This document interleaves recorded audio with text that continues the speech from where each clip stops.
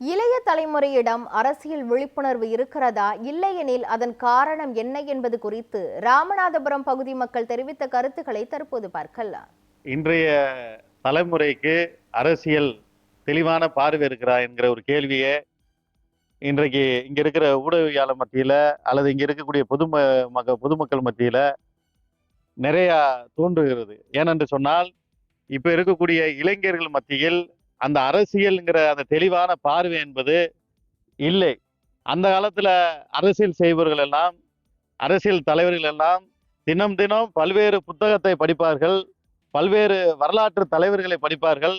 ஆனால் இப்ப இருக்கக்கூடிய இந்த தலைமுறை என்பது சினிமா மோகத்து பின்னாடியும் அதே போல போதைப் பொருளுக்கும் இன்னைக்கு அடிமையாக இருக்கக்கூடிய ஒரு இளைஞர் சமுதாயமாகத்தான் இன்றைக்கு இந்த காலத்தில் நிலவு கொண்டிருக்கிறது. அதாவது அரசியலையே எந்த அரசியலையுமே பிடிப்பு அப்படிங்கிறது சொல்ல முடியாது.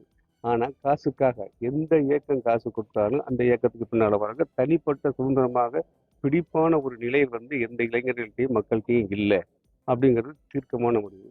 ஆகையால மக்கள்கிட்ட இந்த விழிப்புணர்வை எப்படி உருவாக்கணும் அப்படிங்கிறது அது அரசியல்வாதிகளுடைய அரசு ஊழியர்களுடைய நிலையில் தான் இருக்கு.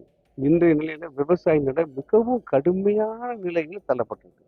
ஆகவே விவசாயிகளும் அதற்குரிய போதிய பொருளாதாரம் இல்லாதனால இன்னைக்கு விவசாயத்தை விட்டுட்டு பூராமே வேலையாளுக்கெல்லாம் போயிடுவோம். அரசியல் விழிப்புணர்வு இருக்காங்கிற கேள்விக்கு பெரும்பாலும் இல்லை. ஒரு குறிப்பிட்ட வட்டம் இருக்கிறது. ஒரு 20% இருக்குன்னு சொல்லலாம். 80%க்கு மேல அரசியல் விழிப்புணர்வு இல்லை. ஏன்னா ஒரு 60 வருடங்களாக கூட சொல்லலாம் இந்த போதை பழக்கம் அதிகமாயிருச்சு. சமீப காலங்களில் இது ரொம்பவே போதையை பார்க்குற மாதிரி இருக்கு. நேற்றுலாம் ஒரு சம்பவம், இந்த ராமேஸ்வரத்துல படிக்க போன பிள்ளைய குத்துற மாதிரி சொல்றேன். அப்போ அவன் எங்க இருந்து அவனுக்கு அந்த உணர்வு வருதுன்னா போதையில தான் வருது. சாதாரணமா இருக்கும்போது அவன் செய்யலை. தண்ணியும் கஞ்சாவும் சேர்த்து போட்டு போனதா அந்த ரிப்போர்ட் சொல்லுது. அதனால போதை இன்னைக்கு மிகப்பெரிய மோசமா இளைஞர்களை அரசியல் விழிப்புணர்வு இல்லாம ஆக்குறதுக்கான ஒரு சாதகமா பயன்படுத்துறது ஒண்ணு இருக்கு. இளைய தலைமுறைகள்கிட்ட அடிப்படையான அரசியல் உணர்வு புரிதல் என்பது இன்னைக்கு இல்லை.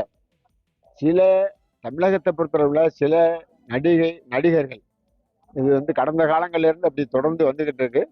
அதனுடைய வெளிப்பாடாகத்தான் இன்னைக்கு பல்வேறு இளைஞர்கள் சில நடிகர்கள் மத்தியில போகக்கூடிய ஒரு சூழல் உருவாயிருக்கு. அது காரணம் சொன்னா அடிப்படையாக வந்து இந்த அரசியல் சம்பந்தமான ஒரு புரிதல் இல்லாதனுடைய விளைவு. அது அந்த அடிப்படையில தான் இளைஞர்களுடைய மனநிலை இருக்கிறது. ஒரு காலகட்டத்தில் இந்த திராவிட கட்சிகள் ஆட்சிக்கு வருவதற்கு இளைஞர்கள்ட்ட அரசியல் விழிப்புணர்வு இருந்துச்சு.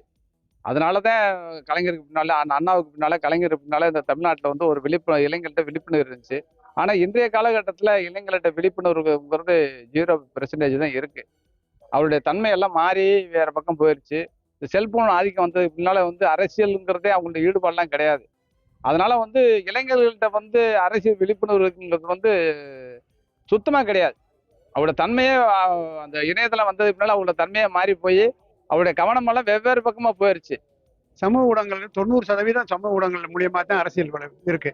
அதனால இப்போ விழிப்புணர்வு நிறைய இருக்கு. அந்த வயசானவங்க 70 வயசுக்கு மேற்பட்டவங்களுக்கு மட்டும்தான் சமூக ஊடகங்களை பார்க்க முடியாதவங்களுக்கு தவிர மற்றவங்க விழிப்புணர்வு ஏற்பட்டு அதுல ஒன்றும் மாற்றம் இல்லை. ராமநாதபுரம் மாவட்டத்தில் இளைஞர்கள் அதிகமான போதைப் பொருளுக்கும் கஞ்சாவிற்கும் இந்த மாதிரி மொபைலுக்கும் இதுக்கு தான் அடிமையாக இருக்காங்களே தவிர ஒரு அரசியல் விழிப்புணர்வோ ஒரு படிப்பு சம்பந்தமோ எந்த ஒரு இதுவுமே இல்லை. இதையெல்லாம் நம்ம ஒவ்வொரு மாவட்டத்திலும் காவல்துறையும் அடக்குமுறை நிறையா இளைஞர்கள் என்ன தவறு செய்கிறார்கள், இது எங்கேருந்து புழக்கத்துக்கு வருது, இந்த போதைப் பொருள் இதெல்லாம் எங்கேருந்து வருது அப்படின்றத காவல்துறை ஓரளவு கூட அதை ஏறெடுத்து பார்க்க முடியாது. சின்னதாக ஒரு பெரிய இடத்த மாட்டினா அதை மறைச்சிடுறாங்க.